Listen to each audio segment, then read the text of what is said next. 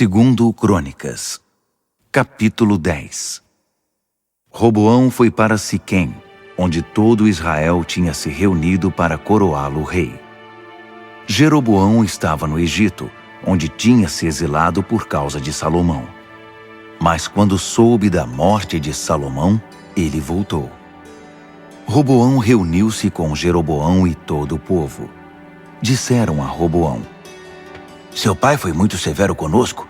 Sempre tivemos de trabalhar pesado, sem descanso. Alivie a nossa carga de trabalho e o peso das obrigações, e nos submeteremos ao Senhor de bom grado." Roboão propôs: "Peço que me deem 3 dias para pensar, e então dou a resposta a vocês." O rei Roboão perguntou aos que haviam sido conselheiros de seu pai Salomão: "O que me dizem? O que me aconselham responder a esse povo?"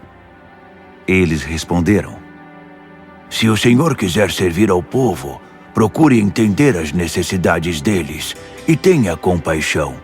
Se o Senhor fizer o que estão pedindo, não há dúvida de que eles farão qualquer coisa pelo Senhor." Mas Roboão fez pouco caso do conselho daqueles homens experientes e perguntou aos jovens com quem ele tinha crescido e que agora tinham interesse em ajudá-lo: "O que acham?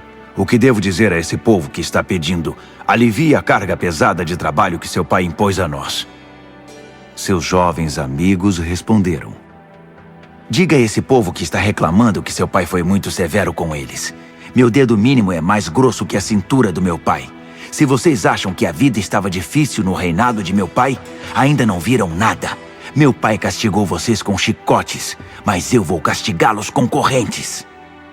3 dias depois, Jeroboão e o povo voltaram, como Roboão os havia instruído. "Peço que me deem 3 dias para pensar, depois voltem." A resposta do rei foi curta e grossa. Ele desprezou o conselho dos oficiais experientes. Preferiu seguir o conselho dos jovens amigos. "Se vocês achavam que a vida no reinado de meu pai era difícil, ainda não viram nada. Meu pai castigou vocês com chicotes, mas eu vou castigá-los com correntes." Roboão não quis ouvir o povo.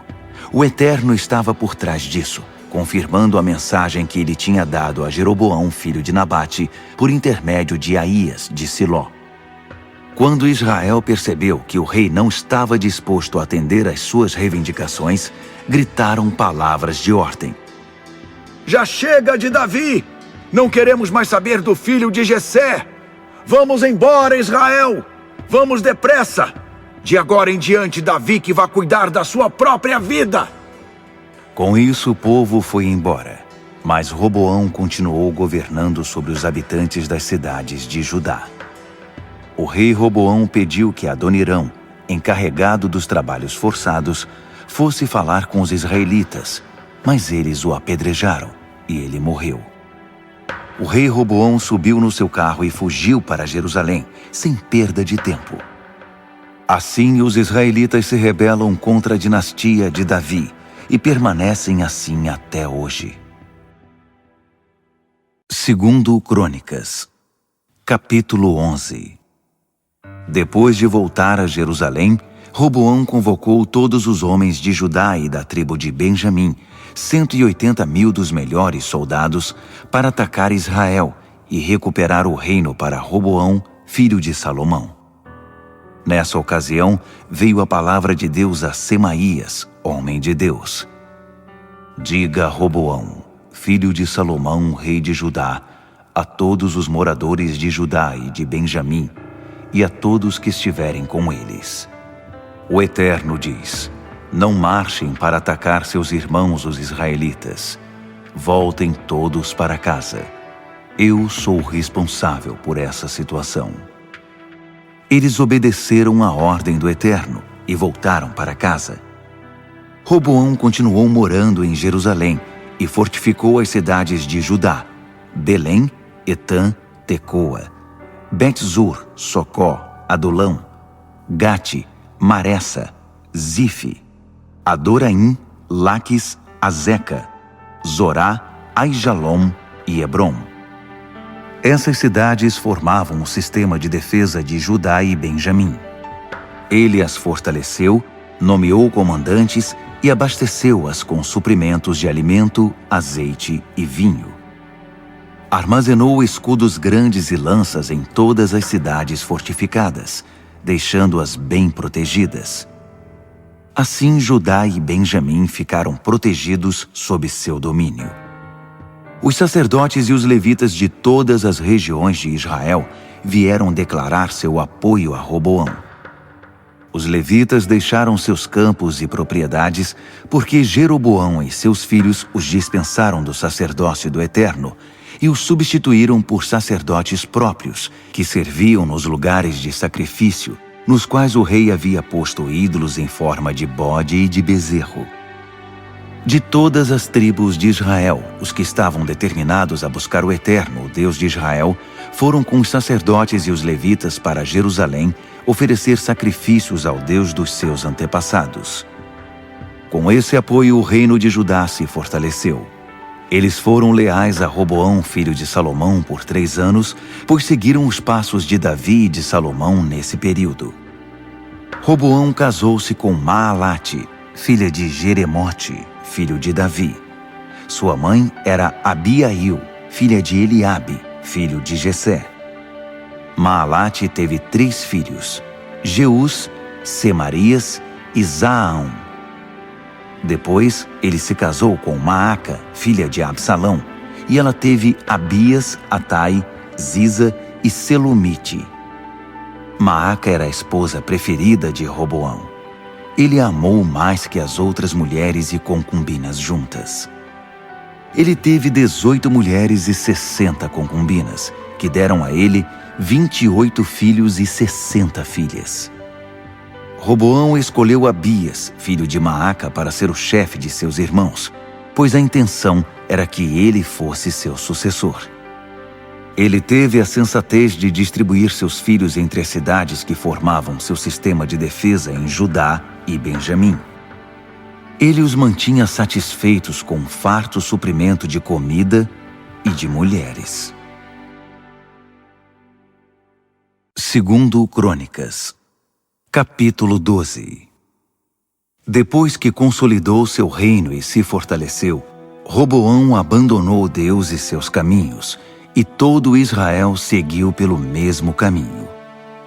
Por causa da infidelidade dele e do povo para com o Eterno, no 5º ano de Roboão, Sisaque, rei do Egito, atacou Jerusalém com 1.200 carros de guerra e 60.000 cavaleiros. Ele veio do Egito com um enorme exército de líbios, suquitas e etíopes, que conquistaram as cidades fortificadas de Judá e chegaram a Jerusalém.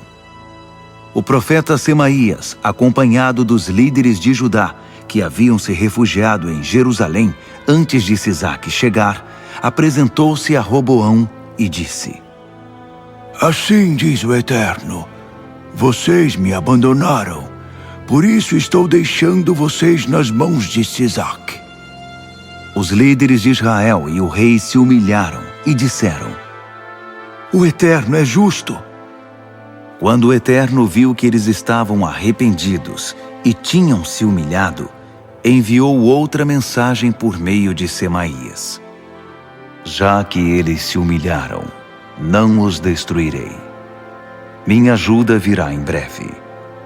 Não vou mais usar Sisaque como instrumento da minha ira contra Jerusalém, mas eles serão subjugados a Sisaque, para que saibam a diferença entre servir a mim e servir a reis humanos. Sisaque, rei do Egito, atacou Jerusalém. Ele saqueou o tesouro do templo do Eterno e os tesouros do palácio. Levou tudo o que encontrou, até os escudos de ouro que Salomão tinha feito. O rei Roboão os substituiu por escudos de bronze, para uso dos guardas que ficavam na entrada do palácio. Quando o rei ia ao templo do Eterno, os guardas o seguiam, carregando os escudos, mas depois os devolviam à sala dos guardas. Pelo fato de Roboão ter se humilhado, a ira do Eterno se desviou e a destruição foi evitada. Afinal, ainda havia coisas boas em Judá. O rei Roboão reestruturou seu governo em Jerusalém. Ele tinha 41 anos de idade quando começou a reinar e reinou 17 anos em Jerusalém, cidade que o Eterno escolheu entre todas as tribos de Israel para manifestar a presença do seu nome. Sua mãe chamava-se Naamá e era amonita. Ele agiu mal diante do Eterno, pois não se propôs a buscá-lo com sinceridade. A história de Roboão, do início ao fim, está escrita no registro histórico do profeta Semaías e do vidente Ido, que contém os registros genealógicos. Houve guerra entre Roboão e Jeroboão durante todo o seu reinado. Roboão morreu e foi sepultado com seus antepassados na cidade de Davi. Seu filho Abias foi seu sucessor.